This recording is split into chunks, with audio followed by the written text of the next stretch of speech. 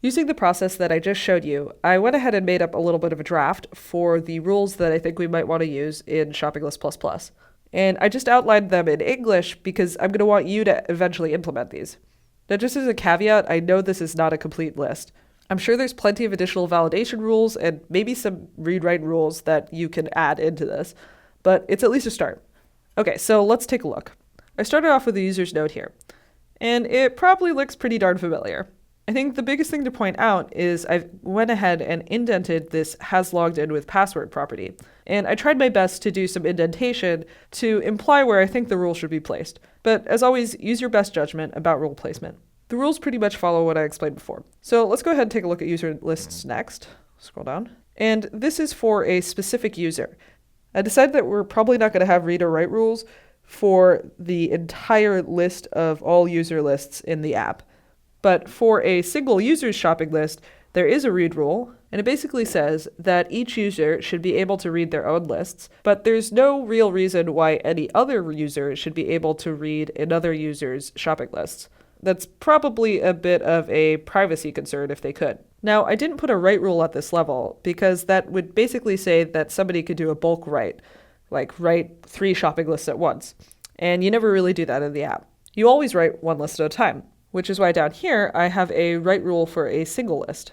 For single lists that are part of a user list, you need to give specific write privileges. And what this permission here is basically saying is that the owner of the shopping list, which is different than the owner that I mentioned here, but the owner of the specific shopping list that's being written can add that list or can delete that list. So an example of this is that within the app, the delete menu option should only be visible to the owner of that shopping list.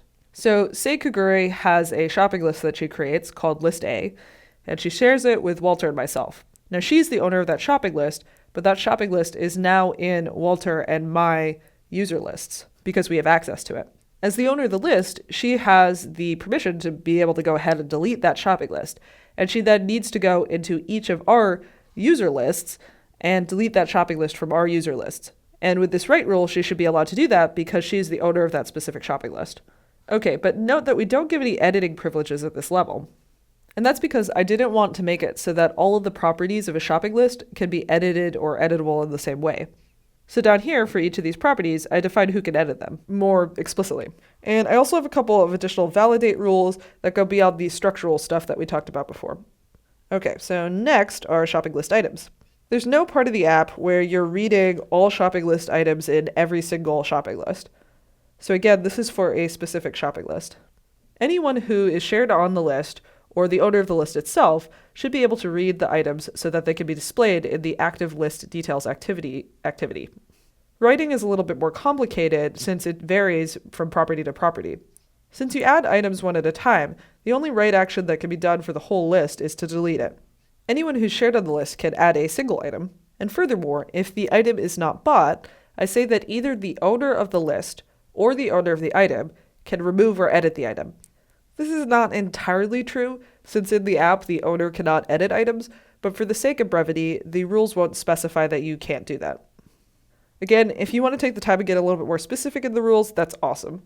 Okay, so just as I did with user lists, I go down here to the specific properties and have some additional write and validate rules. For example, we have validate rules that make sure that if an item is bought, it has a bought by user. Okay, let's go down to the shared with node. Like items, the shared with node is tied to a specific shopping list, and this node needs to be readable by anybody that is on the list because every time you update a list property, we have this lookup where you see who else is shared on the list and then use that to then update everybody else's shopping list. Writing to the shared list, which basically means the ability to share that list and add and remove users, is restricted to the owner of the shopping list. And they can either completely add a user or completely remove a user, but they can't edit specific properties of users, which is why I explicitly say add and remove. Finally, user friends is restricted both read and write to just the user that owns that list of user friends. Okay, so this is just a draft summary of the rules that I came up with. And again, if you think there are a couple of additional rules that you'd like to add, definitely go for it. I encourage you to add them and make ShoppingList++ more secure.